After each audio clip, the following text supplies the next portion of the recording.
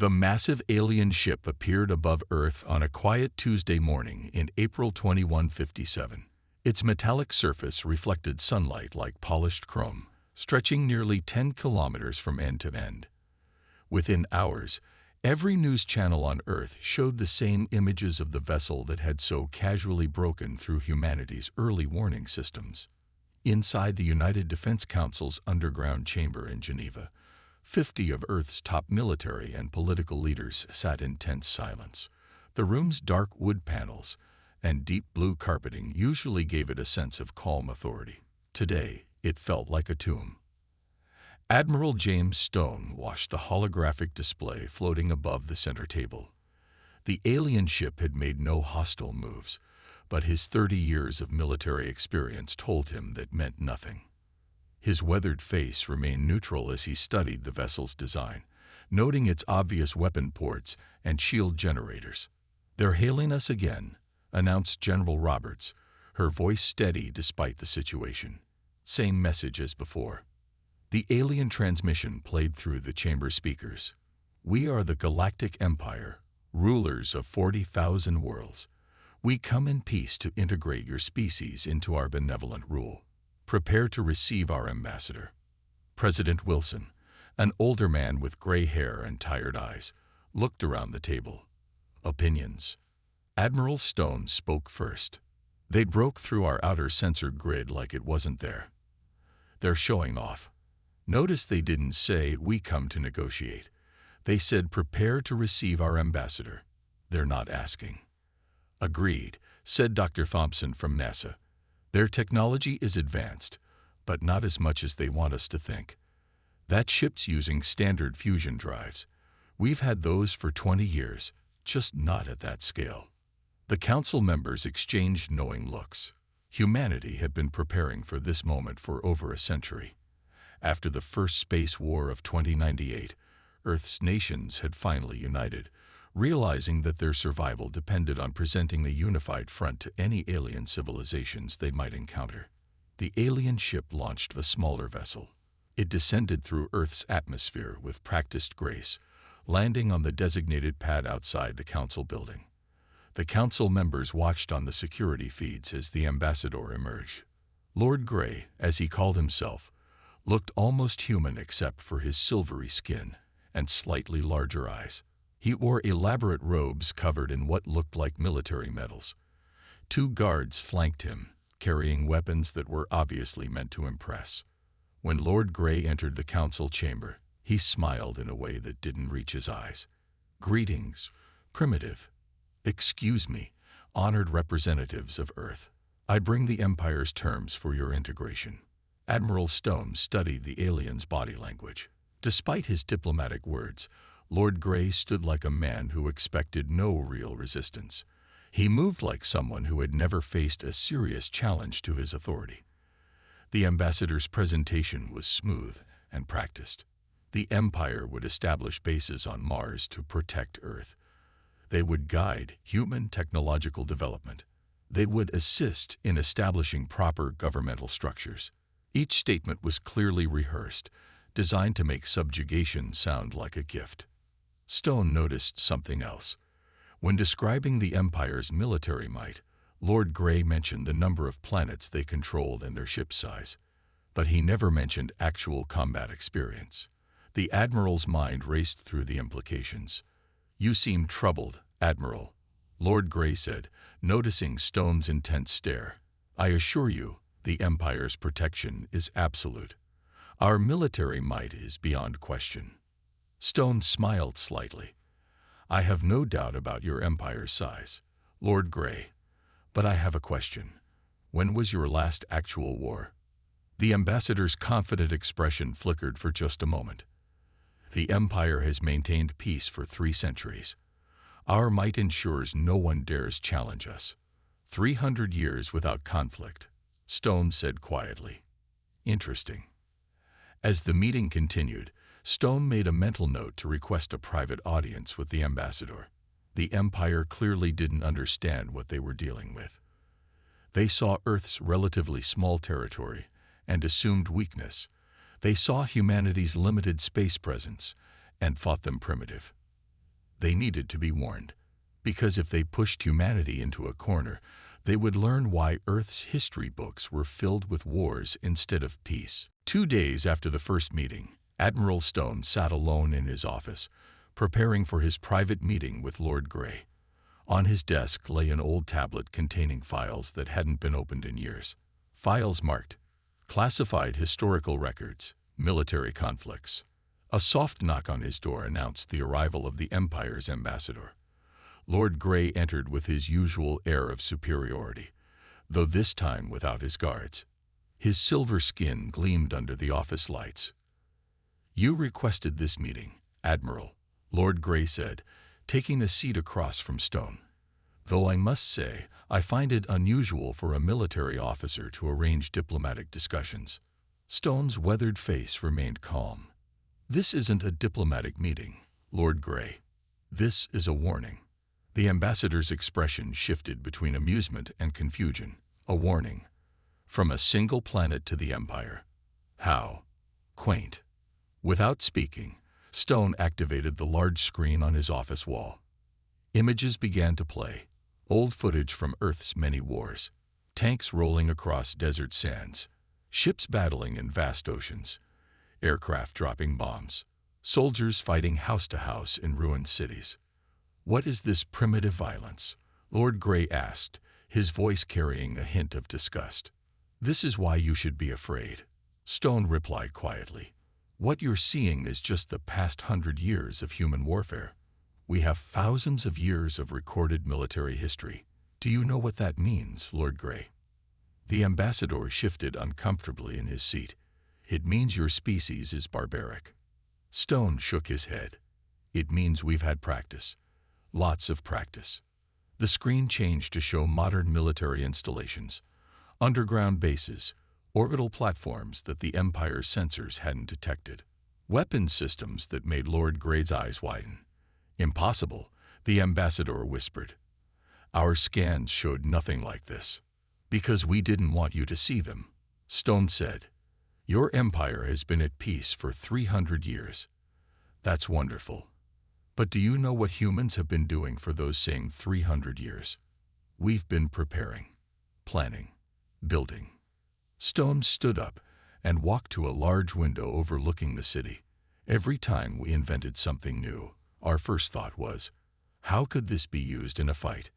Every advancement in technology, we looked for its military application, not because we wanted to, but because our history taught us we had to." He turned back to face Lord Grey. "Your empire has 40,000 worlds. That's impressive. But tell me, how many of those worlds have spent their entire history fighting themselves? How many have developed thousands of different ways to wage war? How many have turned their entire planets into fortresses while making it look like they haven't?" The ambassador's confident demeanor had completely vanished. "You're bluffing. No single planet could stand against the Empire." Stone picked up his tablet and sent several files to the main screen. Classified videos played showing Earth's true military capabilities. Stealth ships that could vanish completely. Weapons that could tear apart matter at the quantum level. Defense systems that made Earth's orbital space into a death trap for any invading force. "We're not primitive, Lord Grey. We're paranoid. 3 centuries ago, we nearly destroyed ourselves in nuclear war. Since then, we've been preparing for something worse. We've been getting ready for the day aliens would arrive and try to conquer us." Lord Grey stood up suddenly, his face showing the first real signs of fear. "The Empire will not be threatened by." "This isn't a threat," Stone interrupted. "It's a warning from someone who knows what war really means to someone who doesn't. Your empire has never fought humans before. Don't start now. Because if you do—" He paused, letting the images of Earth's hidden military might play behind him. "If you do, you'll learn why every peace treaty in human history was written by the winners, not the losers." The ambassador left Stone's office in a hurry, his usual graceful walk replaced by stiff, nervous movements. As the door closed behind him, Stone sighed heavily. He hoped the warning would be enough, because if it wasn't, the Empire was about to learn a harsh lesson. Never pick a fight with a species that had spent its entire existence learning how to win them. 1 week after Admiral Stone's warning, the Empire made its first mistake. 3 massive Imperial ships appeared near Mars, moving into position to build their protective bases. They didn't bother asking for permission. In the United Defense Council's command center, radar operators watched the Imperial ships with calm expressions that hid their inner excitement. They had trained for this moment. They took the bait, Admiral Stone said, standing behind his command chair. They think Mars is defenseless. President Wilson nodded slowly. Send the response.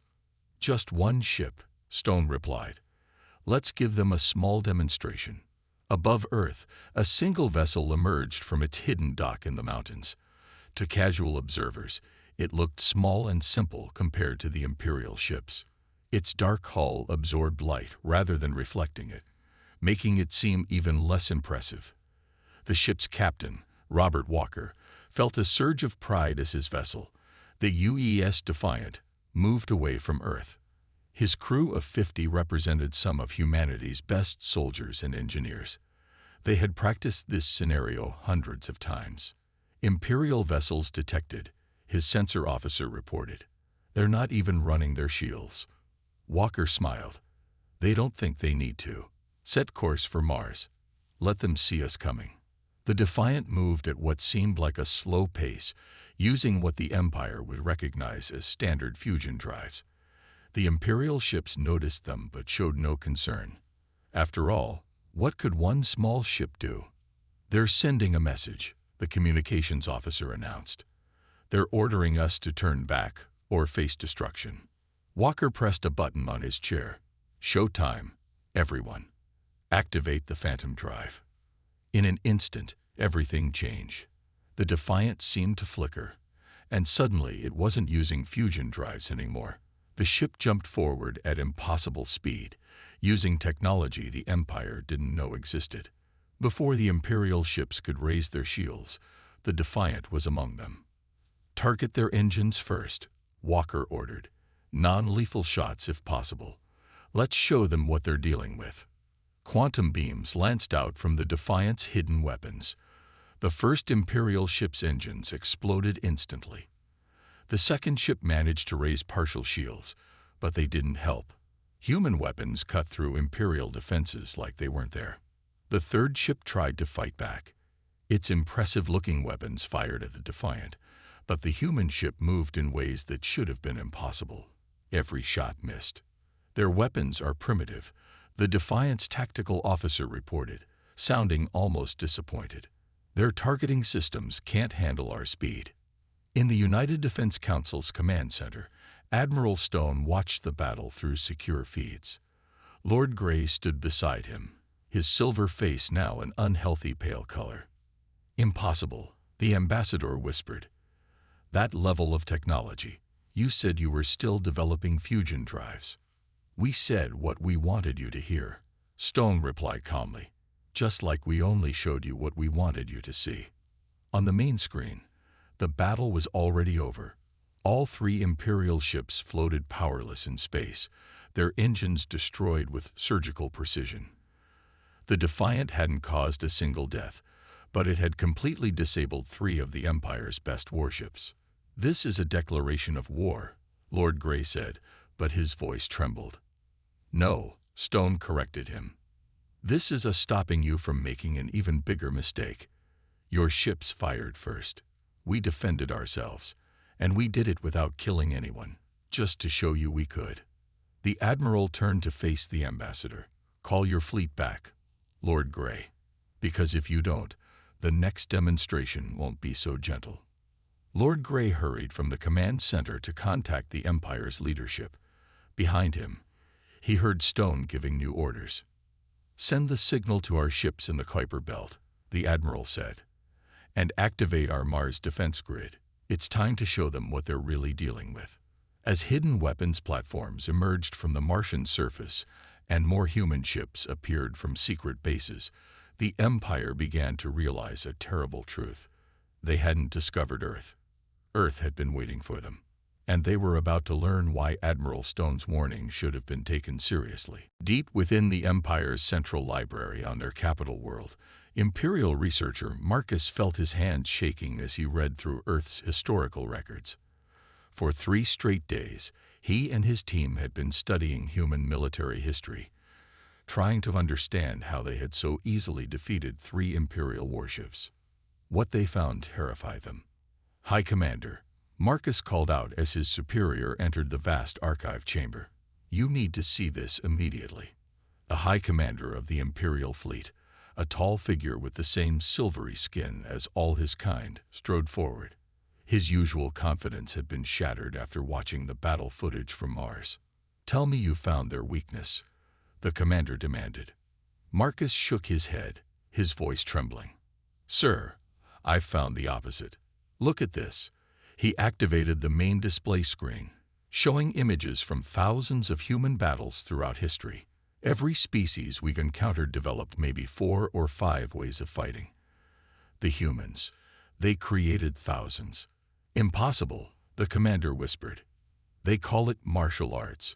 They have hundreds of different fighting styles just for unarmed combat. Then there's guerrilla warfare, naval warfare, aerial combat, urban warfare, jungle warfare, desert warfare, Arctic warfare." Marcus paused to catch his breath. They fought in every environment possible. The screen changed to show human military innovations, and that's not the worst part. Every time they faced a stronger enemy, they found ways to win. When they couldn't match force with force, they developed stealth. When they couldn't fight directly, they created new tactics. The High Commander walked closer to the screen, watching scenes from human history play out. "How many wars have they fought?" "We stopped counting at 15,000 major conflicts," Marcus replied. "Their entire history is an endless cycle of war, peace, preparation for war, and more war. But here's what's truly frightening. They learned from every conflict." He pulled up more recent records. 300 years ago, they nearly destroyed themselves in something called World War II. After that, they didn't give up fighting. They just got smarter about it. Every advancement in technology, every scientific breakthrough, they looked for military applications first. But our scans showed them using basic fusion drives, primitive satellites. Because that's what they wanted us to see. Marcus exclaimed. "Don't you understand? They've been hiding their true capabilities. The Empire has spent 3 centuries enforcing peace. They've spent 3 centuries preparing for war." The High Commander's face darkened. "We still outnumber them 40,000 worlds to 1. Marcus laughed nervously. Numbers didn't help any of their past enemies. "Look at this. Examples of small human forces defeating much larger armies. They call it asymmetric warfare. They're masters at it." He brought up the battle footage from Mars again.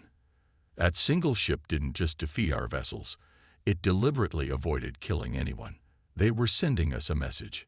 This is us being gentle.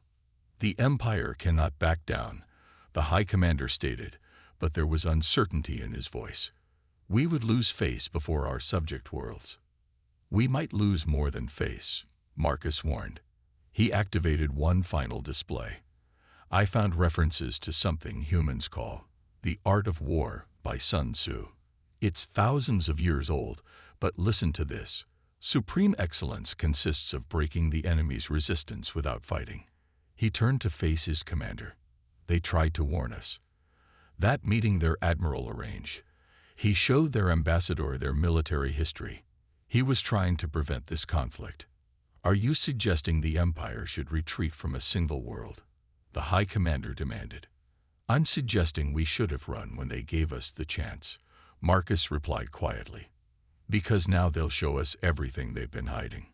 And from what I've learned about human history," he shuddered, "no species has ever won a war against humanity once humans fully committed to fighting."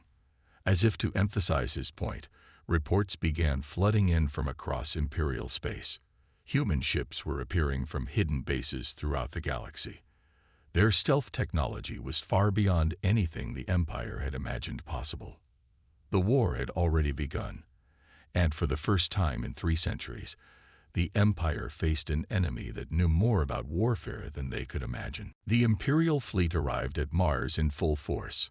500 warships filled the space between Mars and Earth, their metal hulls gleaming in the sunlight.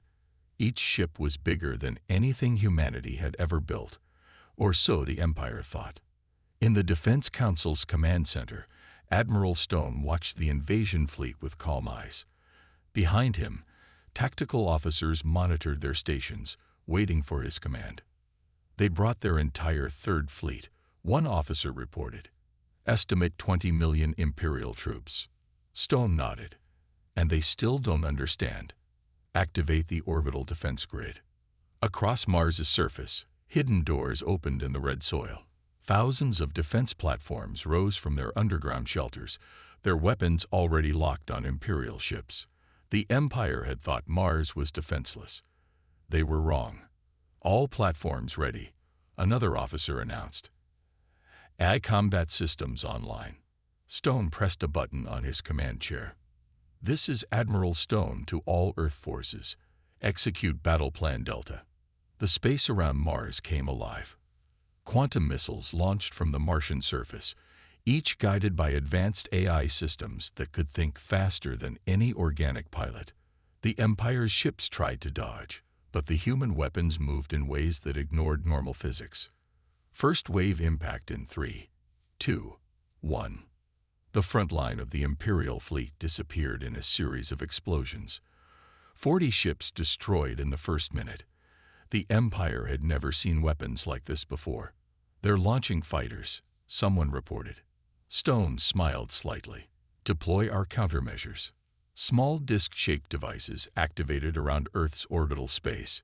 Each one generated quantum fields that disrupted Imperial targeting systems. Empire fighters flew in confused circles, unable to find their targets. The Imperial fleet's commander, watching from his flagship, couldn't believe what he was seeing. His ship's shields were useless against human weapons. His fighters couldn't lock onto their targets. And now, new contacts. An Imperial officer shouted. Human vessels appearing behind us. A fleet of Earth ships emerged from stealth mode, catching the Empire between them and Mars. These weren't small vessels like the Defiant. These were humanity's real warships, each one powered by technology the Empire had thought impossible. All ships, open fire, Stone commanded. Show them why humans don't lose wars. The battle became chaos, but only for the Empire. Human ships moved with perfect coordination, their AI systems working together like parts of a single mind. Imperial vessels found themselves trapped in complex attack patterns they couldn't understand or counter. Enemy fleet has lost 40% of their ships. An officer reported. No casualties on our side. Through it all, Admiral Stone remained calm. He watched the Imperial ships trying to retreat, only to find their escape routes blocked by more human vessels appearing from stealth mode. Sir, his communications officer called out, the Imperial flagship is hailing us. Stone nodded. Put them through. The Imperial fleet commander's face appeared on the main screen. His silver skin had turned almost white with fear. How? He demanded. How is this possible? We tried to warn you. Stone replied simply. Humans have been preparing for this kind of battle for centuries. Everything you've seen. Our quantum weapons, our AI combat systems, our stealth technology. We developed it all because we assumed someday we'd face an enemy like you. But your technology, our scans, showed you exactly what we wanted them to show. Stone finished. We've been hiding our real capabilities since before you found us. Because that's what humans do. We prepare for the worst while hoping for the best. The Imperial commander's face showed defeat. What are your terms? First, withdraw your fleet. All of it. Then we'll talk about terms. Stone's voice hardened. And remember, what you've seen today is us being merciful. We're destroying ships, not crew. That can change. As the remains of the Imperial fleet retreated from Mars, Stone turned to his officers. Send word to our forces in the Kuiper Belt. Begin Phase 2. The Battle of Mars was over, but the war was just beginning, and humanity was finally ready to show the galaxy why every human child learned about war in history class. 3 days after the Battle of Mars, the Empire discovered just how badly they had underestimated humanity's preparation for war. In the Kuiper Belt, beyond Neptune's orbit, massive doors opened in what had appeared to be ordinary ice asteroids.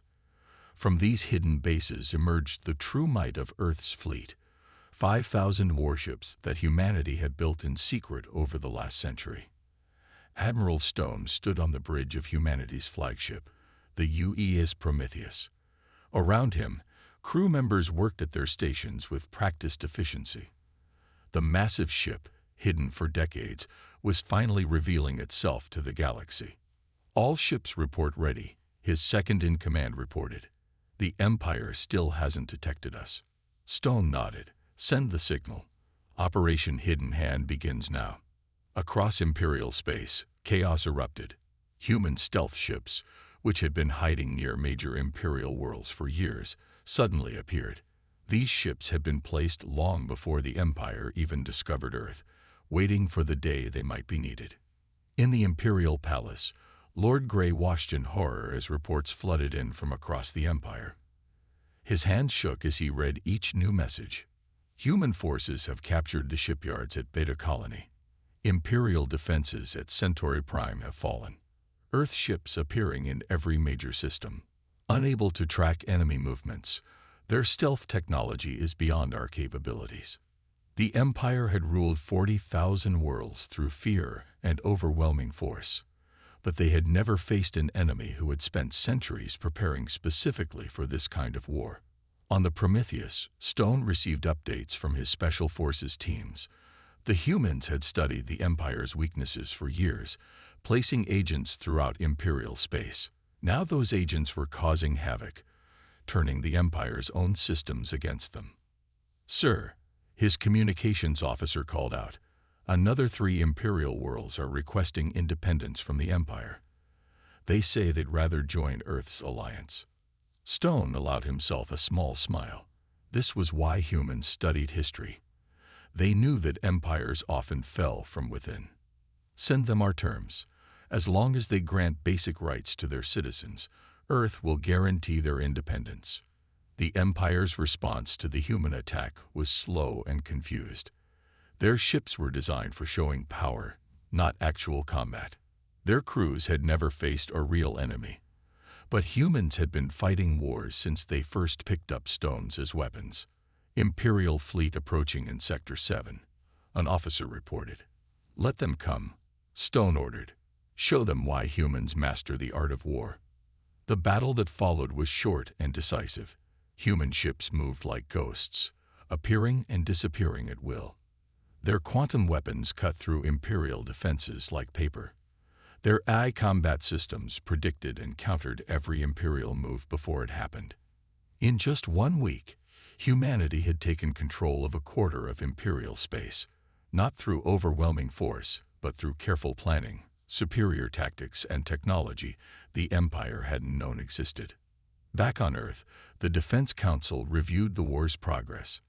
President Wilson looked at the latest reports with satisfaction. "The Empire's biggest mistake," he said, "wasn't starting this war. It was believing we were showing them everything we had." Admiral Stone's voice came through the comm system. "Phase 3 is ready to begin, Mr. President. Our forces are in position near the Imperial capital." Wilson nodded. "Their leadership still doesn't understand what's happening, do they?" "No, sir," Stone replied. "They think this is about territory or power. They don't realize we're dismantling their entire empire to free the worlds they've enslaved." In the Imperial Palace, Lord Grey finally understood the full meaning of Admiral Stone's warning from weeks ago. The Empire had never fought humans before, and now they were paying the price for their arrogance. As human ships appeared in the sky above the Imperial capital, using technology that defied Imperial understanding, Lord Grey remembered Stone's words. Don't start a war with humans. He should have listened, because humans hadn't spent centuries preparing for war just to lose their first galactic conflict. The Imperial Palace's grand meeting hall had never felt so quiet.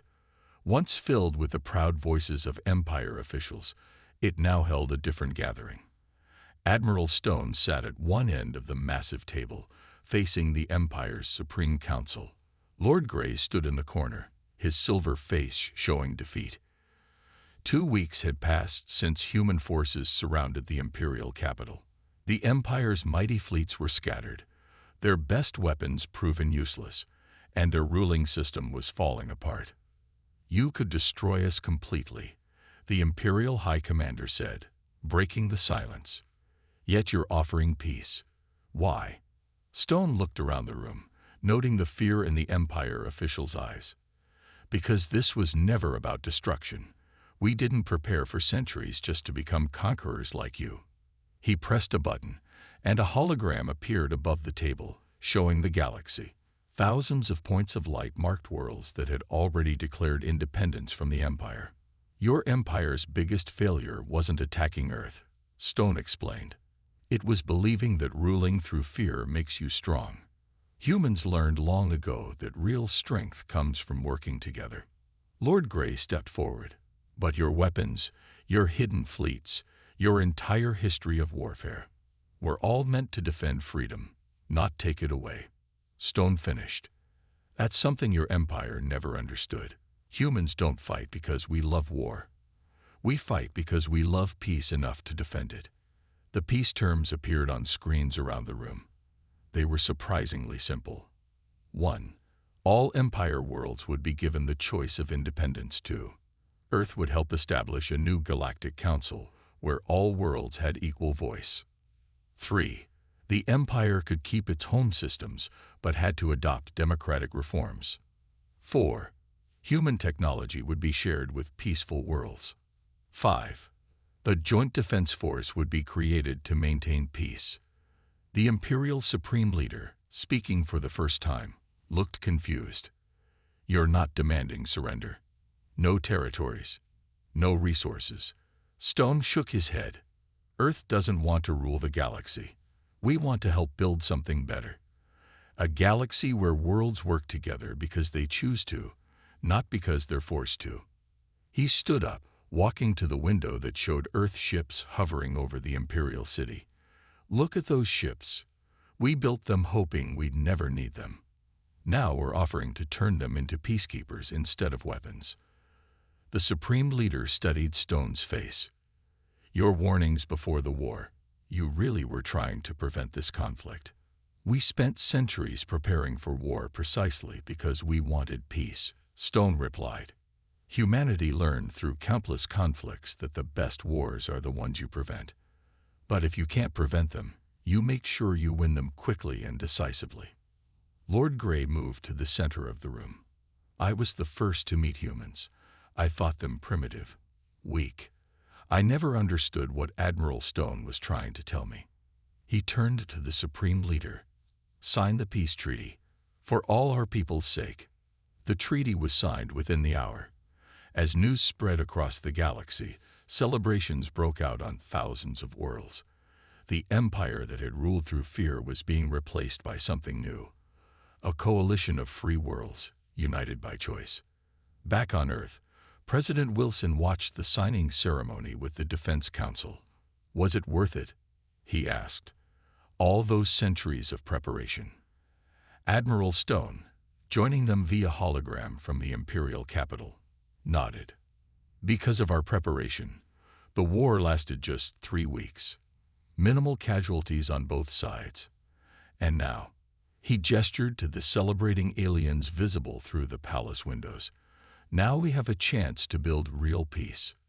The president smiled. "And the Empire? They finally understand," Stone said. "Their last official declaration as an empire was interesting. Would you like to hear it?" He played the recording, and Lord Grey's voice filled the room. "Let history record this lesson.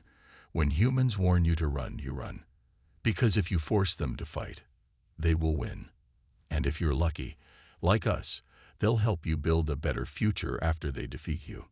The age of the Empire was over. The age of cooperation was beginning. and humanity, the species that had mastered war to protect peace, would help lead the way.